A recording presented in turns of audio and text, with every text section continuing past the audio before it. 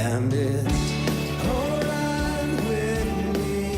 It's alright with me. It's alright with me. And it's alright with me. Good morning, everybody. Happy Friday. This is Tailinh Agoyo on Rise and Thrive, Indigenous Art, Culture, and Joyful Acts of Resistance on Usula Media. Today, I am here with Lorén Spears, who is Narragansett. Lorén is the Executive Director of Tamaquag Museum and has been an educator for 25 years. She has served as an adjunct faculty at Brown University and at University of Rhode Island. Lorén shares cultural knowledge and traditional arts learned through her family with the public through museum programs. She has written curriculum, poetry, and narratives published in a variety of publications.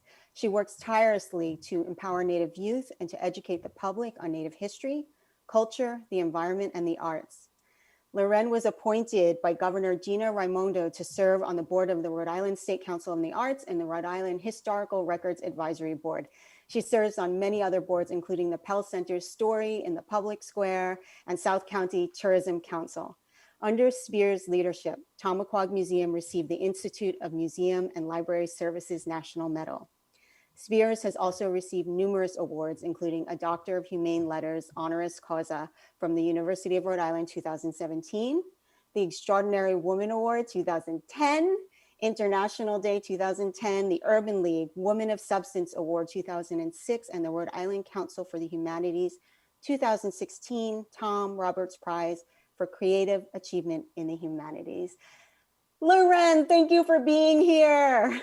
Thank you, Tailinh. It's my pleasure. It's so nice to see you. How are you doing? We're busy as lunatics. As you know, since we honored you this week, we are so thankful for that. And you won the Eleanor Dove Entrepreneur Award, which is so wonderful. So we've had a very busy week. We're on our last day. Today, we're celebrating Matika Wilbur with the Ellison Tarzan Brown Champion Award for her work on Project 562, representing Indigenous people across the nation in photography, and the All My Relations podcast and her educational work. So it'll be a wonderful night at 6 o'clock tonight.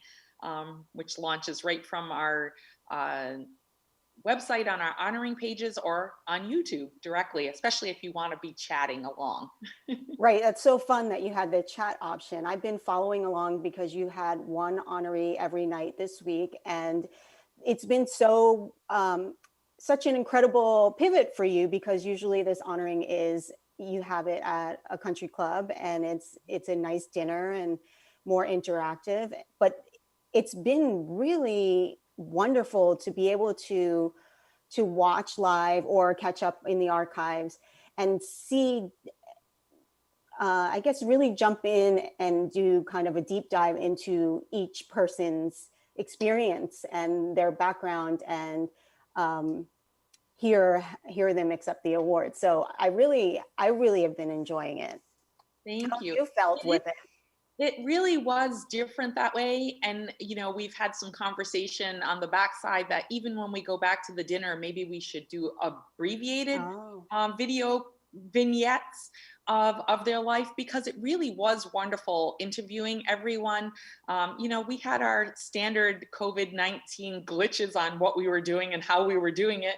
And, but all in all, it worked itself out. And it was really great to hear the in-depth stories of their lives. Yes. Where normally, we saw a bio in the program book. We had a couple sound bites of what they did. But it was really nice to get them to know them personally and hear about their childhood and just sort of their evolution as they lived their lives that got them to the point that they're receiving this award.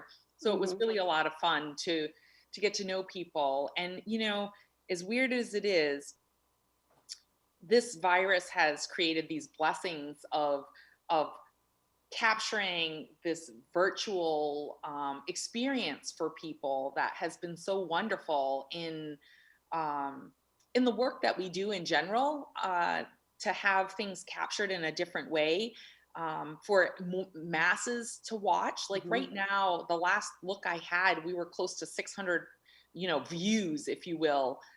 In a normal year, on a big year, we have 300 people at that event.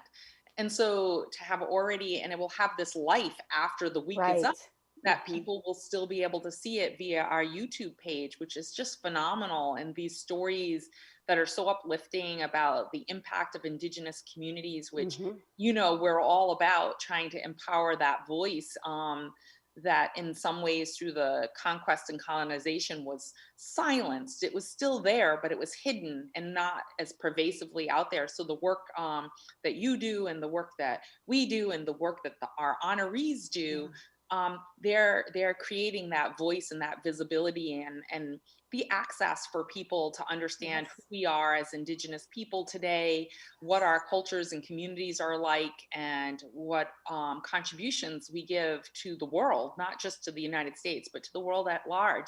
I think that's really impactful and powerful.